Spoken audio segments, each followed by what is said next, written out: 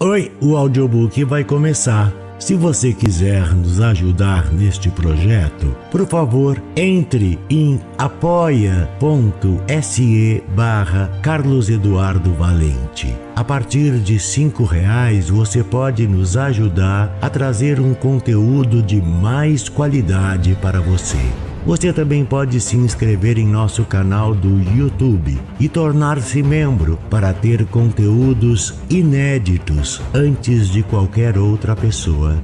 Espero que gostem do que vão ouvir. Um grande abraço a todos. Use seu fone de ouvido para uma maior imersão.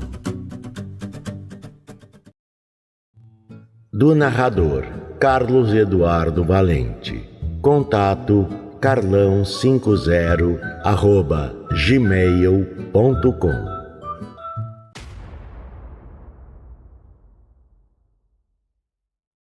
Bonequinha de luxo de Truman Capote, parte 1. Sempre volto aos lugares em que vivi, as casas e a vizinhança. Por exemplo, costumo voltar a um prédio de tijolos na altura da Rua 70, no lado leste da cidade onde, nos primeiros anos da guerra, tive meu primeiro apartamento em Nova York. Era um cômodo apenas, apinhado de móveis velhos com um sofá e poltronas gorduchas, forrados com um certo veludo vermelho e pinicante que combina bem com dias quentes num vagão de trem. As paredes eram de estuque cor de tabaco mascado. Em toda parte, inclusive no banheiro, havia gravuras de ruínas romanas sarapintadas de marrom pelo tempo. Mesmo assim, meu ânimo melhorava sempre que eu apalpava a chave do apartamento no bolso. Por soturno que fosse, era o meu canto, o primeiro, e lá estavam meus livros e potes cheios de lápis a serem apontados. Tudo o que precisava, pelo menos era o que eu pensava, para me tornar o escritor que eu desejava ser. Naquela época jamais pensei em escrever sobre Holly Golightly e provavelmente não teria pensado agora, não fosse por uma conversa com Joe Bell que pôs em movimento todas as recordações que tenho dela. Inquilina desse prédio, Holly Golightly ocupava o apartamento logo abaixo do meu. Quanto a Joe Bell, ele tocava o bar da esquina com a Avenida Lexington. Continua por lá. Holly e eu costumávamos ir até o bar 6 ou 7 vezes ao dia, não para beber, pelo menos nem sempre, e sim para telefonar. Durante a guerra, era difícil conseguir um telefone particular. Além do mais, Joe Bell anotava recados, o que no caso de Holly era um favor e tanto, pois havia muitos recados para ela. É claro que tudo isso foi há muito tempo, e até a semana passada fazia muitos anos que eu não via Joe Bell. Nós nos falávamos de vez em quando, e ocasionalmente eu aparecia no bar quando estava de passagem pela vizinhança. Mas a verdade é que nunca fomos grandes amigos, a não ser na medida em que ambos éramos amigos de Holly Golightly. Joe Bell não é um sujeito fácil, isso ele mesmo admite. Diz que é assim por ser solteirão e ter azia. Todo mundo que o conhece pode confirmar que é difícil conversar com um sujeito como Joe. Chega a ser até impossível no caso de quem não compartilhe as fixações dele. Holly é uma delas. As outras são Hóquei no Gelo, Cães Weimaraner, Our Gal Sunday, uma novela que acompanha há anos, e Gilbert e Sullivan. Ele se diz parente de um ou de outro, não me lembro de qual. Sendo assim, quando o telefone tocou, na terça-feira passada, tarde da noite, e ouvi: Oi, aqui é o Joe Bell. Eu sabia que só podia ser sobre Holly. Ele não disse nada além de: Você pode dar um pulo aqui? É importante. com um grasnido de excitação na voz de sapo. Tomei o táxi embaixo de uma tempestade de outubro e no caminho até pensei que talvez ela estivesse lá, que talvez eu fosse encontrar Holly mais uma vez. Mas não havia ninguém no local, exceto o proprietário. O bar de Joe Bell é um lugar tranquilo em comparação com outros bares da Avenida Lexington. Não há neon nem televisão por perto. 2 espelhos antigos refletem o tempo lá fora. E atrás do balcão, num nicho circundado por fotografias de astros de hóquei, há sempre um vaso de flores frescas que o próprio Joe Bell arruma com um esmero de uma dona de casa. Era o que ele estava fazendo quando entrei. É claro, ele disse, enfiando bem fundo um gladiolo no vaso. É claro que eu não faria você vir até aqui se não precisasse da sua opinião. É estranho. Uma coisa bem estranha aconteceu. Teve notícias de Holly? Ele apalpou uma folha como se não soubesse bem como responder. Sujeito baixo, com uma bela cabeleira branca e eriçada, Joe tem um rosto ossudo que ficaria melhor em alguém bem mais alto. A tez, permanentemente bronzeada, parece mais vermelha agora. Não posso dizer exatamente que tive notícias. Quero dizer, não sei bem. É por isso que preciso da sua opinião. Mas primeiro eu vou preparar um drink para você. Uma coisa nova.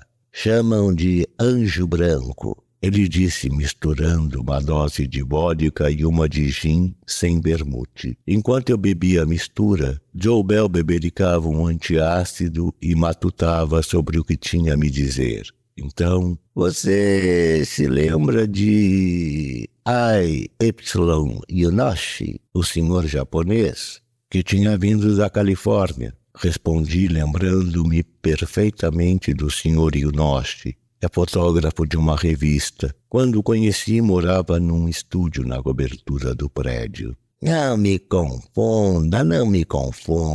Só estou perguntando se você sabe de quem estou falando, ok? Pois bem, ontem à noite não é que este mesmo A.Y. Yunoshi me entra aqui do nada? Acho que não o vejo há mais de 2 anos. E onde você acha que ele esteve nesses 2 anos? Na África. Joe Bell parou de esmagar a latinha de antiácido. Seus olhos se estreitaram. Mas como você sabia? Li no jornal, na coluna de Winchell, coisa que eu de fato fizera. Ele abriu a caixa registradora e sacou um envelope de papel manilha. Quero ver se você leu isto no Winchell. No envelope havia 3 fotografias, mais ou menos da mesma cena, tirada de ângulos diferentes. Um negro alto e esguio, vestindo uma camisa de calicô com um sorriso tímido, mas vaidoso, exibia nas mãos uma estranha escultura de madeira, um busto alongado de mulher, de cabelos lisos e curtos como o de um rapazola, olhos de madeira polida, grandes, enviesados demais para o rosto icônico, a boca larga, protuberante como os lábios de um palhaço. De relance parecia uma escultura bem primitiva, mas não era nada disso, pois ali estavam, sem tirar nem pôr, as feições de Holly Golightly, até onde um troço escuro e sem vida podia alcançar. E o que me diz disso? Joe Bell perguntou, satisfeito por me ver pasmo. Parece com ela. Escute, rapaz. Ele deu um tapa no balcão. Essa é ela. Aposto as minhas calças. O Japinha percebeu na hora em que viu. Ele a viu? Na África? Bem, só a estátua. Mas dá na mesma. Leia você mesmo, ele disse virando uma das fotografias. No verso estava escrito: escultura em madeira, tribo S, Tokoku, East Anglia, Natal de 1956. Joe continuou. O que o japonês disse foi o seguinte, e a história era esta. No dia de Natal, o Sr. Yunoshi estava com a sua câmera em Tokoku, uma aldeia perdida nos cafundós e sem interesse, apenas uma aglomeração de cabanas de barro com macacos na frente e abutres no telhado. O homem já se decidira a seguir adiante quando, de repente, viu um negro acocorado diante de uma porta, entalhando macacos num cajado. O Sr. Yunoshi ficara impressionado com o trabalho dele e pediu para ver outras peças. Foi então que, lhe mostrando o busto feminino, ele teve a sensação, conforme contara Joe Bell, de que estava entrando num sonho. Mas quando tentou comprá-la, o negro escondeu suas partes com uma das mãos, ao que consta, um gesto compassível, comparado a um tapinha nas costas, e disse que não.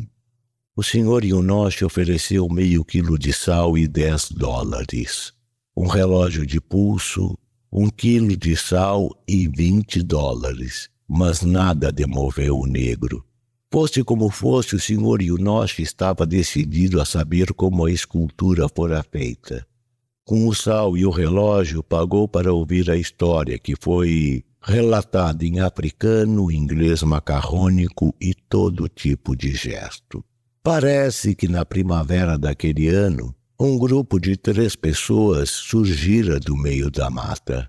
Uma moça e 2 homens. Os homens, ambos com os olhos vermelhos de febre, ficaram várias semanas trancados e tremelicando numa cabana isolada, ao passo que a moça, que logo se engraçara com o entalhador, dividira uma esteira com ele. Não ponho muita fé nessa parte, Joe Bell disse com ar de melindre. Sei que ela fazia das suas, mas duvido que chegasse a esse ponto. Então nada, deu de ombros. No final das contas, ela foi embora do jeito que chegou a cavalo, sozinha ou com os 2 homens. Joe Bell piscou os olhos. Com os 2, eu acho.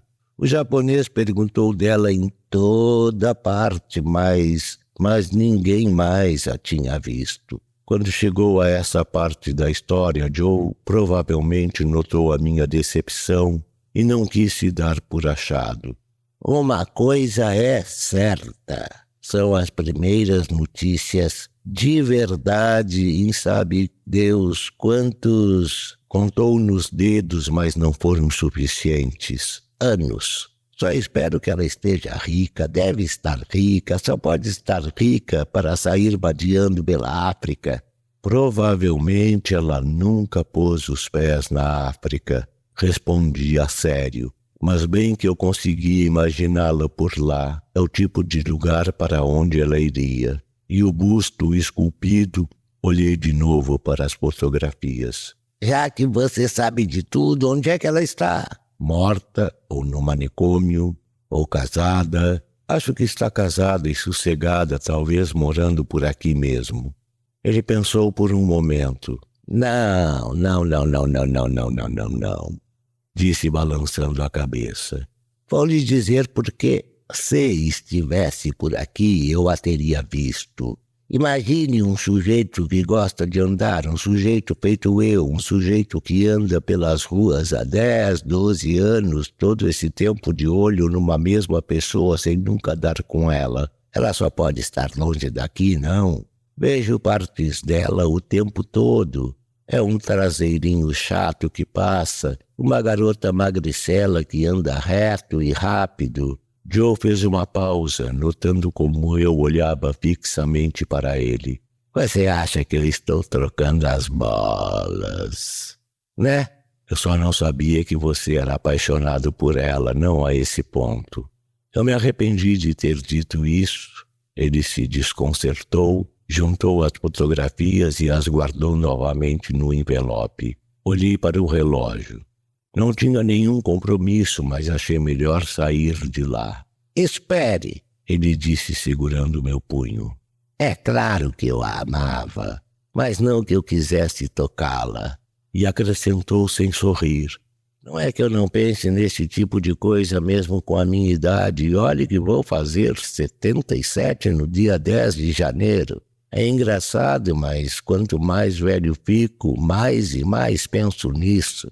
Me lembro de pensar tanto assim quando era rapaz e o negócio funcionava noite e dia. Pode ser que, quanto mais velho a gente fica, quanto mais difícil é chegar às vias de fato. Mas a coisa fica trancada na cabeça e vira um peso. Quando leio no jornal sobre algum velho dando vexame, sei que é o tal peso. Mas serviu para si mesmo uma dose de uísque e virou de uma vez. Não vou dar vexame. E juro que isso nunca me passou pela cabeça com Holly. Você pode amar alguém desse jeito também. Amar uma estranha que também é uma amiga. 2 homens entraram no bar e parecia o momento de ir embora. Joe Bell me acompanhou até a porta. Segurou meu punho de novo. Você acredita que você não quis tocar nela? Estou falando da África.